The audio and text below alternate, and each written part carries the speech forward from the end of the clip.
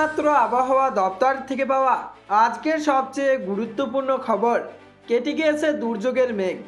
এবার হুড়মুড়িয়ে কমবে তাপমাত্রা, রয়েছে ঘন কুয়াশার সতর্ক বার্তা, এমনটাই জানাচ্ছেন আবহাওয়া অধিদপ্তর। এছাড়া আজ আগামীকাল উত্তরবঙ্গ সহ দক্ষিণবঙ্গ এবং কলকাতার কোন কোন জেলার আবহাওয়া কেমন থাকতে পারে, এই বিষয়ে কি বলছে আবহাওয়া দপ্তর, বিস্তারিত জানিয়ে দেব ভিডিওটির মাধ্যমে। বিস্তারিত জানতে হলে অবশ্যই ভিডিওটিকে শেষ পর্যন্ত দেখবেন, আর ভিডিওটি ভালো লাগলে একটি লাইক করবেন। আর এই ধরনের আবহাওয়ার আপডেটগুলি প্রতিনিয়ত আপডেট পেতে হলে আমাদের চ্যানেলটিকে সাবস্ক্রাইব করে পাশের থাকা বেল আইকনটিকে প্রেস করে আমাদের সঙ্গেই থাকবেন। তা চলুন এক নজরে দেখে নিই।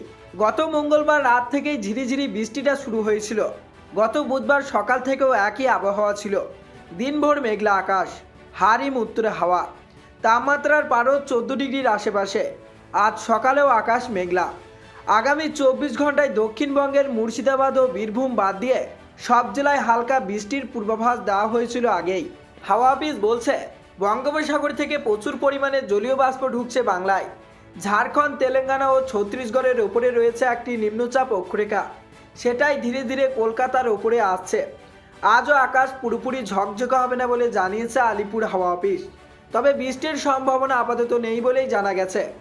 আজ সর্বনিম্ন তাপমাত্রা ফের কিছুটা নামবে।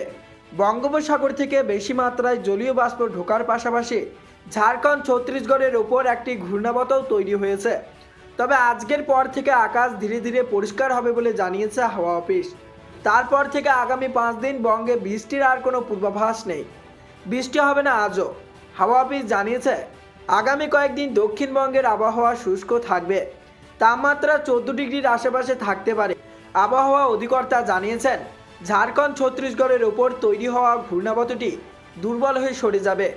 দক্ষিণবঙ্গে যে মেঘ ঢুকেছে তা বঙ্গোপসাগরের দিকে চলে যাওয়ার কারণে আজ বৃষ্টির সম্ভাবনা বিশেষ থাকছে না।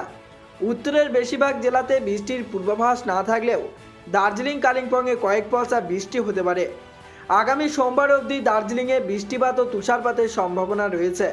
তো বন্ধুরা, এই ছিল আবহাওয়া দপ্তর থেকে পাওয়া লেটেস্ট আপডেট।